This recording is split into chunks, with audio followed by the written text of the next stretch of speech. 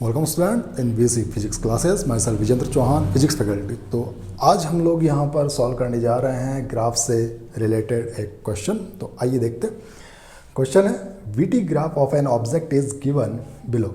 ये है VT graph, velocity time graph है। ये स्पीड टाइम ग्राफ नहीं है, वेलोसिटी टाइम ग्राफ है। क्यों? क्योंकि हमको यहाँ पर दिख रहा है कि ये ग्राफ पॉजिटिव में भी है और नेगेटिव डायरेक्शन में भी ये जा रहा है। और वेलोसिटी नेगेटिव हो सकती है, स्पीड नेगेटिव नहीं हो सकती। It means it is velocity time graph. ठीक है, ये ग्राफ आपको दिया गया। If magnitude of acceleration is 0.5 metre per second square. Acceleration का मैग्नीट्यूड आपको यहाँ पर दिया गया। Then after what time object will come back at its initial position. तो क्वेश्चन ये है कि कितने टाइम के बाद ऑब्जेक्ट वापस से अपनी इनिशियल पोजीशन पर लौटकर आएगा। ये है क्वेश्चन। आई होप कि आपको ये क्वेश्चन समझ में आ चुका होगा। वीटी ग्राफ दिया गया है, एक्सेलरेशन दिया गया है, टाइम हमको फाइंड आउट करना है कि ऑब्जेक्ट वापस से अपनी इनिशियल पोजीशन पर लौटकर कब आएगा, वो टाइम हमें फाइंड आउट करना है। ठीक है बच्चों, तो आइए देखते हैं, सॉल्व करते हैं इसको। तो बच्चों आपको पता है कि अगर ऑब्जेक्ट वापस से अपनी इनिशियल पोजीशन पर लौटकर आता है तो उस केस में उसका डिस्प्लेसमेंट कितना होता है? 0। ठीक है, डिस्प्लेसमेंट विल बी 0। और डिस्प्लेसमेंट 0 अगर होगा तो डेफिनेटली हम लोग कह सकते हैं कि वीटी ग्राफ का जो एरिया होगा वो भी 0 ही होगा, क्योंकि हमको पता है कि वेलोसिटी टाइम ग्राफ का एरिया होता है डिस्प्लेसमेंट के बराबर। Okay, area of VT graph that is displacement. VT graph और टाइम एक्सिस के बीच का एरिया वो लिया जाता है। ठीक है, तो that is displacement and that should be equal to 0। ठीक है, अब देखिए यहाँ पर हम लोग देख पा रहे हैं कि इस ग्राफ का इस एक्सिस के ऊपर वाला एरिया ये आएगा और ये एरिया आएगा पॉजिटिव। ठीक है ना, क्योंकि यहाँ पर वेलोसिटी आएगी पॉजिटिव ऊपर की ओर, ये है ओरिजिन, और इसके नीचे वाली वेलोसिटी आएगी नेगेटिव। तो इतना ही एरिया नेगेटिव डायरेक्शन में भी कवर होना चाहिए। तो आइए इस एरिए को इस वाले एरिए के बराबर अगर हमें बनाना है तो हम लोग क्या कर रहे हैं कि इसको थोड़ा सा और आगे बढ़ा रहे हैं। तो मान लीजिए कि यहाँ तक बढ़ा दिया हमने। ओके, यह टाइम एक्सेस, और इस एरिया को इस एरिया के बराबर करना है तो यहाँ से हमने परपेंडिकुलर ड्रॉप किया। डेफिनेटली ये दोनों ट्राइंगल बिल्कुल सिमिलर होंगे लेकिन अपोजिट डायरेक्शंस में है।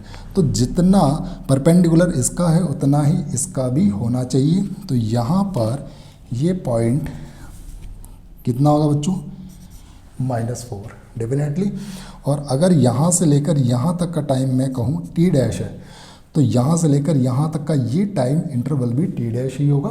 तो टी डैश यहाँ तक और टी डैश ये, मतलब यहाँ का जो टाइम होगा that will B 2t dash. ठीक है, ये बात क्लियर हुई। ये एरिया आएगा नेगेटिव, क्योंकि ये नेगेटिव पार्ट में नेगेटिव वेलोसिटी वाला ये एरिया है। ओके, ठीक है। तो अब इन दोनों का एरिया जो है वो सेम आएगा, एक पॉजिटिव आएगा एक नेगेटिव, दोनों को ऐड करेंगे तो area will be 0। It means displacement will be 0। It means object will come back at its initial position. ठीक है यहाँ तक? अच्छा, अब देखिए slope of VT curve that is acceleration. जानते हैं हम लोग वीटी कर्व का जो स्लोप होता है वो होता है एक्सेलरेशन। तो यहाँ से हम लोग देख पा रहे हैं कि ये एक स्ट्रेट लाइन कर्व है और स्ट्रेट लाइन का जो स्लोप होता है that will be constant through out. Okay, तो यहाँ पर हम लोग इस स्ट्रेट लाइन का कर्व देख रहे हैं, परपेंडिकुलर अपॉन बेस। परपेंडिकुलर यहाँ पर कितना है? 4, 0 से लेकर 4 तक है ना परपेंडिकुलर, और बेस यहाँ से लेकर यहाँ तक t dash -0, it means t dash, that will be equal to acceleration. Okay, और एक्सेलरेशन का वैल्यू कितना है? 0.5।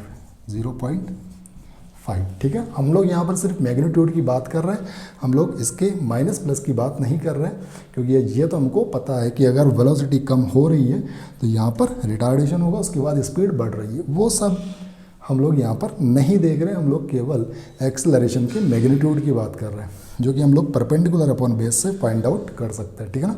That will be 4/t dash is equal to magnitude of acceleration that is 0.4। Okay, इसको सॉल्व करके हम लोग टी डैश का value find out कर सकते हैं। तो यहाँ से टी डैश का वैल्यू कितना आएगा, 4/0.5 हटा देंगे, ये आ जाएगा 8 सेकेंड। सो यहाँ से लेकर यहाँ तक का टाइम है 8 second.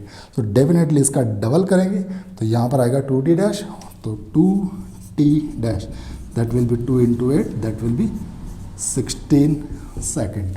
So that will be our answer कि 16 सेकेंड के बाद ये ऑब्जेक्ट अपनी पोजीशन पर, अपनी इनिशियल पोजीशन पर वापस से आ जाएगा। This is our answer. Okay, write down it, and if you have any doubt then ask in comment box. Okay, write down it.